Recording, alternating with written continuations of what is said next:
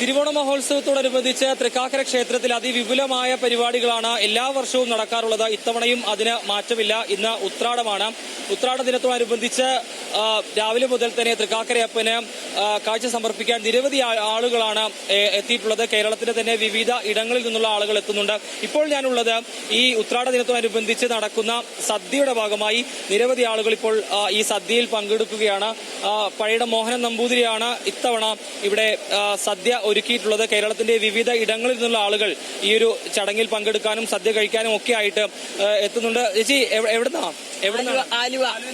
എല്ലാ വർഷവും വരാറുണ്ടോ? മിക്ക വർഷവും വരും. എങ്ങനെയുണ്ട് ഇത്തവണത്തെ ഓണാഘോഷവും ഉത്രാടപ്പാച്ചിലേക്ക് എങ്ങനെ പോകുന്നു? നല്ല രീതിയിൽ പോണു. ഞാൻ കഴിഞ്ഞ ദിവസം വന്നിരുന്നു. തൃക്കാക്കരപ്പന് മുന്നിൽ വരാറുണ്ട് എല്ലാ തവണയും. പിന്നെ ഇവിടെ നാരായണിയും വായിക്കാൻ വരും. ചേച്ചി എവിടുന്നാ? ഞാൻ ഏലൂര്. ഏലൂരിന്നാണ്. ഇത്തവണത്തെ ഓണാഘോഷമൊക്കെ എങ്ങനെയുണ്ട്? എന്താ അവസ്ഥ?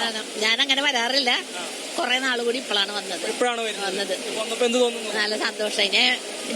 എപ്പോഴും വരും. അത് തന്നെയാണ്. വിവിധ ഇടങ്ങളിൽ നിന്നുള്ള ആളുകളാണ് ഈ ചടങ്ങിലൊക്കെ പങ്കെടുക്കാനും ഒക്കെ ആയിട്ട് എത്തുന്നത്. ചേച്ചി എവിടുന്നാ വരുന്നേ? പട്ടിമറ്റത്തു നിന്നാണ്. എങ്ങനെ എല്ലാ വർഷവും ഓണത്തിന് ആദ്യമായിട്ടാണ് വരുന്നത്? എങ്ങനെയുണ്ട്? വന്നിട്ട് എന്ത് തോന്നുന്നു? നല്ല സന്തോഷമാണ്.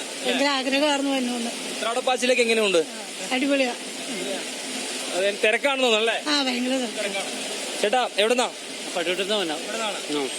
എല്ലാ വർഷവും വരാറുണ്ടോ? ഞാൻ ആദ്യമായിട്ട് വന്നിട്ട് എങ്ങനെയുണ്ട്? വന്നിട്ട് കാഴ്ച കണ്ടിട്ട് എന്ത് തോന്നുന്നു? നല്ല കുഴപ്പമില്ല.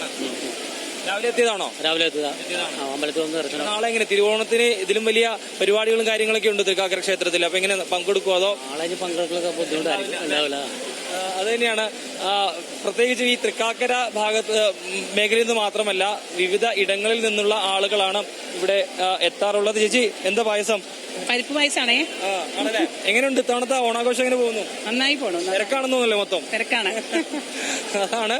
ഏതായാലും സദ്യ വിളമ്പുന്ന അല്ലെങ്കിൽ പായസം വിളമ്പുന്ന തിരക്കിലാണ് ചേച്ചി ഉള്ളത്. ഏതായാലും വലിയ ആവേശവും വലിയ ആഘോഷവും ഒക്കെയാണ്. ഇനിയിപ്പോ നാളെ തിരുവോണം വരികയാണ്. അപ്പോൾ തിരുവോണത്തിന് മുന്നേ ആയിട്ട് ഉത്രാടപ്പാച്ചിലിന്റെ തിരക്കിലാണ് എല്ലാവരും. ഇപ്പോൾ വലിയ വിപുലമായ സദ്യയൊക്കെ ഒരുക്കിയിട്ടുണ്ട്. നാളെ ഇന്ന് ഏതാണ്ട് ഒരു 10,000-ഓളം ആളുകളാണ് സദ്യയിൽ പങ്കെടുക്കുമെന്ന് പ്രതീക്ഷിക്കുന്നത്. ഒരു പക്ഷേ അത് 15,000-ലേക്ക് എത്താനുള്ള സാധ്യതയുണ്ട്. നാളെ 20,000 പേര് എന്നുള്ളതാണ് കണക്കെങ്കിൽ പോലും അത് പക്ഷേ 25,000-ഓ 30,000-ഓ ഒക്കെ ആകാനുള്ള സാധ്യതകളുണ്ട്. ഏതായാലും ഇവിടെ എത്തുന്ന എല്ലാവർക്കും തന്നെ ഭക്ഷണം ഇവർ നൽകാറുണ്ട്. ആ തരത്തിലുള്ള ക്രമീകരണങ്ങളാണ് ഇവിടെ ഒരുക്കുകയും ചെയ്തിട്ടുള്ളത്. ഏതായാലും ഉത്രാടപ്പാച്ചിലും തിരുവോണ കാഴ്ചകളും ഒക്കെ ഇനിയും ഉണ്ടാവട്ടെ. എല്ലാവരുടെയും ഓണം വളരെ നല്ല രീതിയിൽ അത് ആഘോഷിക്കാൻ കഴിയട്ടെ എന്നുകൂടി ആശംസിക്കുകയാണ്.